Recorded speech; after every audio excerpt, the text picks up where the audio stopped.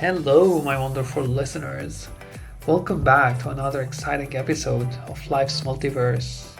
Today, we're diving deep into a topic that's close to my heart and one that affects millions of us worldwide. We'll journey from the depths of despair to the heights of mindfulness, and I'll spill all the beans on how I overcame my depression. Also, if you want to know how I was on the brink of joining the army, please stay tuned. And before diving in, I would like to thank you for the positive comments that I got from the previous episodes. And I hope that I will not disappoint you in the future ones. So please don't forget to leave your feedback. And without further ado, let's start. Now let's rewind the clocks back to 2020. A year that felt like it was sponsored by Murphy's Law. It felt honestly more of a prank. I was living and working remotely in Dubai when COVID hit. Lockdowns, Zoom meetings, and stockpiling toilet paper. I think we all remember that. But as a self-proclaimed introvert, I thought hey, this ain't so bad.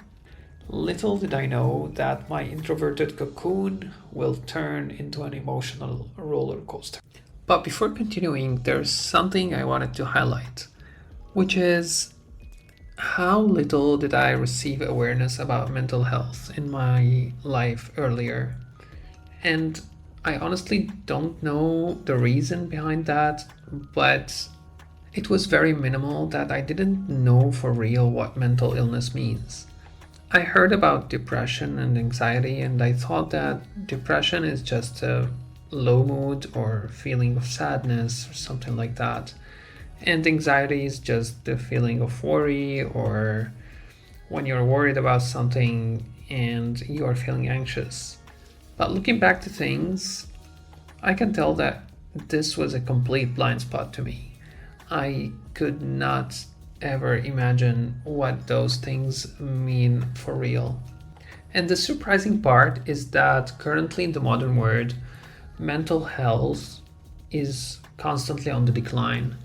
And 1 in 8 people currently are suffering from some sort of a mental illness, and 1 in 3 people have had a mental illness throughout their life, at least once. These numbers are honestly scary because if we reflect on them in our lives, how many people do we know or we interact with? Not to mention our own selves. This means that at this particular moment, many people from the ones who you know and love are suffering from a mental illness. You can do the math that 15% of the people you know are having some sort of a mental issue. And yet we don't have the enough capabilities to help them. We don't have the enough awareness to understand their problems. So I hope that this message will motivate you to collect more information about this topic. And if you are yourself struggling with that, it's just helpful to know that you're not alone and we're in this together. So let me come back to my story. Lockdown in Dubai was in general very strict. The time we were allowed to go out was very limited. All the activities were closed. Nothing's really open except pharmacies and grocery stores. And I even used to get my groceries by delivery because it was just more convenient and safer somehow. So my steps count was technically very close to zero. And I was in a relationship with my ex-girlfriend, but she was in Syria, so we were on a long distance. And long distance relationships are a complete parallel universe, which might be a topic for a later episode. Which meant that I was able to go through my whole day without a single in-person interaction with any human. It's like we were having a romantic dinner over a video call. It might be exotic first, but not for long. Everything was going through screens, video calls, Zoom meetings, WhatsApp, you name it. And this lifestyle was getting so convenient for me So even after easing down the lockdown restrictions, everything stayed the same. We kept working from home at work. I kept ordering groceries and food delivery, talking to my ex girlfriend on a video call, and with my family as well. So nothing really changed for many months. And how lucky I was that it all started after only 1 month of me moving to Dubai, so I didn't even get the chance to meet people and make connections or any friendships. So I was just on my own. Even exercising was not possible because gyms were closed, so I was only doing like occasional home workout and some body weight exercises. I bet you could sense my motivation from the tone of my speech. But in the meantime, after a few months, I was able to get a paper, which is kind of permission to visit Syria back without being requested for the army. And that was a positive thing because I was able to visit my family and my ex girlfriend. So I started planning the trip, which took place in September 2020, right after they opened the borders and allowed flights and traveling. So I went on this trip and it redefined stress for me because as soon as I touched the borders, they told me that I have something wrong with the papers, and meaning that the best case scenario was me not allowed to leave the country for a few months, and the worst one was joining the army. And they said that they should receive the paper itself, the original copy from the embassy, and it did not arrive yet. And I should do something about it or I have to serve in the military. I went on the very next day immediately to check with the military department, where they told me that they don't recognize my paper and they should wait for the original version, which might take months. And until that time, I am ordered to join the military or I have to hide from eyesight so nobody will take me to the draft. And this was a disaster for me because, like, hiding at home, waiting for the paper to arrive for months, it meant losing everything I have, losing my work permit in Dubai, losing my job. It was definitely very stressful.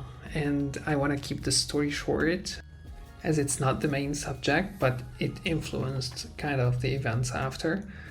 At the end, I stayed 10 days in Aleppo. It was all very stressful days, and I did not know that I'm able to go out until the very last moment. Like, until the moment I was on the borders, I went there and I was like, let me try my luck. Because we managed to reach out to some people in power and they promised that they will resolve the issue. So I went to the border, but I did not get any confirmation that it will definitely work. I was like, let me try, and it worked. I was able to come back to Dubai and appreciate every minute of freedom I have. But it also meant that I came back to my lifestyle. And at this point, I was infuriated by my country because of the previous mess. And I decided that I'm not coming back because I was just not ready for any more annihilation. But this also meant that my relationship was in a tough spot because that was the only way we could meet. And to top everything up, shortly after, on the New Year's Eve of 2021, I had a trip to the desert in Dubai, thinking that this will make things better, but I fell down in the desert while snowboarding and had a shoulder dislocation injury, which ended me in the hospital in the ER with a sling, and I couldn't move my arm for a month after, which led me to spend another period just at home without movement, ruminating on everything going on in my life, which is, if you might have guessed for now, a recipe for depression. I was so caught up in my head that I did not notice what's happening in my body until it was too late, where I just noticed that my mind is not right. I lost my appetite to food. I was eating just the bare minimum to survive. I had sleep problems. And the worst of them all is anhedonia, which is losing pleasure in doing things. It was annihilating watching myself not liking to do anything anymore. Even the things that I had pleasure in felt bland and very boring. No more favorite meals, no more movies, no more music. I hated everything I used to enjoy before. I could barely focus at work, and I was also doing the bare minimum to keep my job while scrolling passively on social media most of the time because this thing technically does not use any brain cell, maybe. And I stayed like that for 2 weeks without knowing what's happening to me. It was just very weird. And when I did my research, I finally discovered that what I'm going through is just a typical depression. I didn't know what to do. I knew that I'm sick. I immediately booked a psychiatrist session. On this session, I told him about the things that I'm experiencing, and he gave me some sort of a paper with a test, kind of like answering questions, and I answered positively to most of them. So he concluded that yes, I do have depression. I told him what can I do about it, and honestly, he did not tell me much. Like, that was shocking. He said you might consider therapy if you know a good therapist, and he gave me the number of a therapist he knows. And he said, well, just wait and see. And if it did not work in a few months, come back to me. We can consider medications. And I was like, all right. And from this point, I spent around 5 months in a rut. My life was on complete autopilot. Every day was looking just identical to the previous one. Eat, sleep, work, repeat. Until one night I got a call from my brother that my father passed away. And at this time I had to go back to Syria again and break my promise. And that's what I did. I booked a flight to go and support my family in this hard time. And for a depressed person, doing everything is like moving mountains. It's very hard to do anything, but I managed to collect all the energy that I have in order to make this trip happen. And I did. And somehow this trip was a wake-up call for me, because when I got back from there, no spoilers, I also got problems with my papers. It was not as severe as the last time, but it was also very stressful. But when I got back from there, I was determined to fix myself. And this is where I started my journey. I managed to read every self-help book I saw. I did all the activities and I applied all the advices they have in order to combat depression. And the short story is, it actually worked. But it was not as easy as I thought. It was a painful road, full of hurdles and setbacks, but with consistency, it was achievable. And if you're curious, here are the things that I did. First, mindfulness. I discovered that mindfulness is a very important and underrated thing in our lives. And mindfulness by itself, it means just being aware of the moment we are living in. Just not letting our mind wander and not ruminating neither about the past nor about the future. Just focusing on the thing in hand and nothing else. Whether it's some activity we're doing or just our breath. And focusing on the breath is a very known kind of meditation. So mindfulness meditations became one of my daily routines. I found a very useful app that's called Insight Timer, and I started regularly to do meditations every morning, some days twice a day. I was religiously abiding by that, and I can confidently say that it changed my life. And I'm still doing meditations till this day, and it's very helpful. Research found that doing regular meditations consistently, it also improves the gray matter in the brain. It means it makes us smarter. So even without any disorders, it is very helpful and beneficial. And everyone should incorporate some sort of meditation or mindfulness into their daily lives. Where mindfulness itself is a technique found by Buddha 2500 years ago, and it's one of the most helpful practices known to humankind.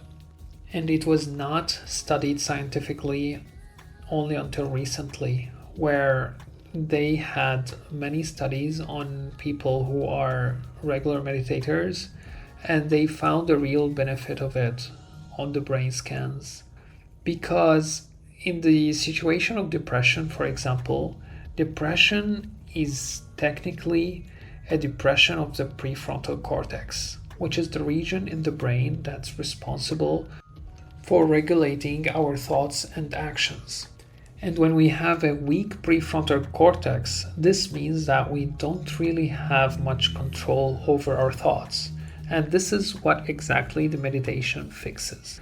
It strengthens the prefrontal cortex so our brain does not get overwhelmed by negative feedback loops that keep running in our heads.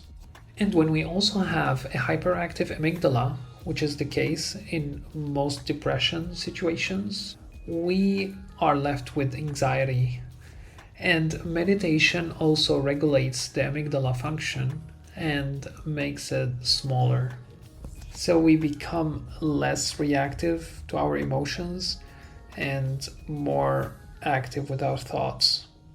And if you want to learn more about mindfulness and mindful meditations, you can check out the book Mindfulness in Plain English, which is a very valuable resource on this topic. So that was one of the key practices that I followed to fight depression. The other very important thing is movement. I don't think any self-help book will overlook the importance of exercise. But here in particular, I would like to mention one book, which is Depression Hates a Moving Target by Nita Sweeney, where she says, sometimes the first step towards beating depression is as simple as putting on your running shoes. And I can't agree more. As I started to exercise 1 to 3 hours every single day, despite all the soreness and despite the pain in my muscles, I was religiously exercising with no excuse. I also found that the most helpful way in combining mindfulness and exercise is yoga, which I started practicing by that time, and it helped me so much. And point number 3 is biohacking. And you might have never heard of that, but it's a field of trying things with your own body and seeing how it works or not. And it's done mostly by food. So the main point was just to make sure that my body does not lack any nutrients or vitamin, because it was found that the deficiency in multiple vitamins, especially vitamin D, for example, it might cause depression. So making sure that you're having enough of it, it will just eliminate this possibility. And this is what I started doing. I started monitoring all my food intakes and making sure to supplement on the things that I'm not having enough of, in order just to eliminate any other possibilities that might worsen or cause depression. And if you're interested, you might just Google the word biohacking and a whole new word will be revealed for you, where people did many experiments on themselves and many of them found some interesting results. But the point is that everybody is different. So if something worked on someone, it does not mean it will work on you. But there are still some general observations, like for example, as I mentioned, vitamin D or other important minerals that are very necessary for each human. And of course, not to mention avoiding processed food and sugars and trying to eat as healthy as possible. It's definitely part of the healing process. And some things also work differently for anxiety in particular, but maybe I will dedicate another episode for that because anxiety is a whole different experience. Even though it usually comes with depression, and I myself had some sort of anxiety with depression, but later on in my life, when I experienced like the real anxiety, I found that yes, anxiety is something else. And it sucks. So let's talk about it another time.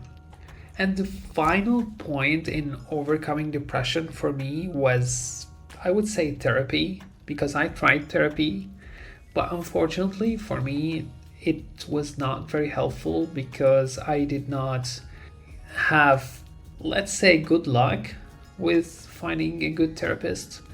As one friend said to me, that finding a therapist is like finding a wife. You should find the one. And I can somehow agree on that.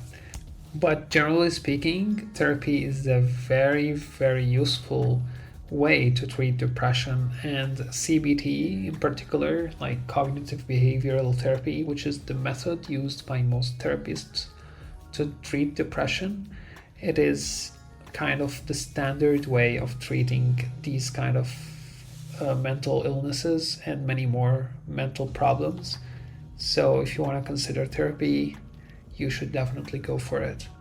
The only downside I would say about therapy is that it might be a bit pricey, where, for example, I had to pay around $80 per session, and you might find some difficulty having a suitable therapist for you, but it's definitely possible.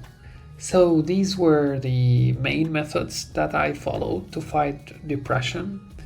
Of course, finding social connections and in-person communication was a big part as well, which I tried and keep trying to improve on, which seems to be difficult in our modern world where we are more and more screen oriented, where we are doing most of our lives from home, behind our screens, in our pajamas.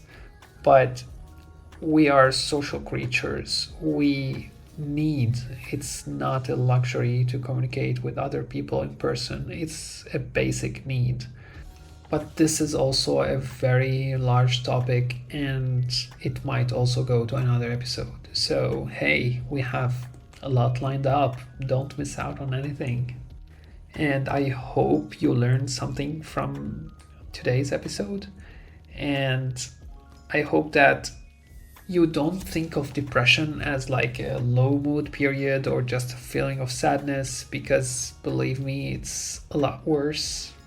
And you can imagine my reaction when some influencers, without mentioning names, when they come out and say that depression is not real. I mean, what can I tell you? But we can also learn that depression is treatable, and with the right tools and the right mindset, we can overcome it and bounce back our way to brighter days. Thank you for joining me on this journey today. I hope my story and insights have shed light on the path from depression to mindfulness. Until the next time, keep moving, keep breathing, and keep thriving. See you on the next one.